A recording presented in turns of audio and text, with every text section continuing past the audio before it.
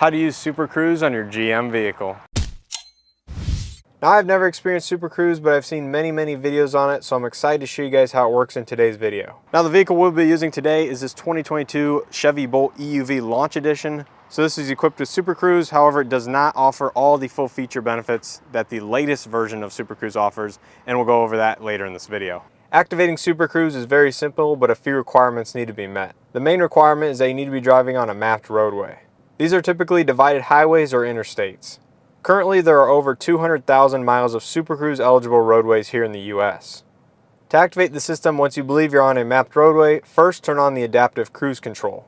Once this is done, you should see a white steering wheel icon next to the speedometer. From this point, you can press the Super Cruise button on the steering wheel and the system should turn active. You know the system went active when the white steering wheel icon turns green and the LED bar at the top of the steering wheel is also green. From this point, you can now take your hands off the steering wheel as you're in hands-free driving mode.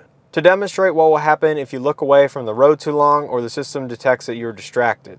The system will first alert you with a flashing green light.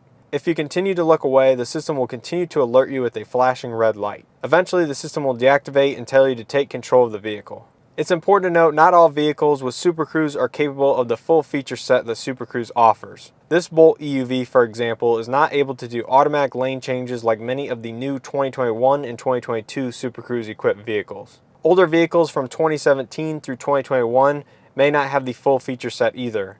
Please check on GM's website for what features your vehicle offers. So given this was my first time using Super Cruise, I was very impressed with the performance and the hands-free driving capabilities on the interstate roadway. So just a couple takeaways I had after experiencing it in this Bolt EUV. Now, the Super Cruise system is a lane centering system, so when you're passing, say, a semi-truck in the right-hand lane and you're in the left-hand lane, the semi might be moving around, and if you were driving on your own, you might have a tendency to get to the left side of your lane to give you just a few more feet of clearance between you and that semi-truck. Well, since the Super Cruise system is lane centering, you're in the center of that lane, which may put you 1 to 2 feet closer than you normally would be if you were driving manually. Now, obviously, the more you use this system, the more you get used to it, but it's definitely a little offsetting or off-putting being a little bit closer to that semi-truck than you normally would be if you were driving by yourself. As far as the system handling the driving and bends in the roadway and everything like that, I was very impressed. It definitely keeps you very centered in your lane. Wind gusts and stuff like that did move the vehicle around just a little bit, but I think it handles it overall very well. And I would definitely trust the system over longer distances of travel. Now, obviously, you still need to be paying attention with the system, and I think it did a very good job of detecting when you're distracted or when the camera becomes blocked, so you aren't distracted while driving and letting the system take control of the vehicle 100%. But I definitely see how you may become too complacent with the system to where the system doesn't pick up on a tire or debris in the road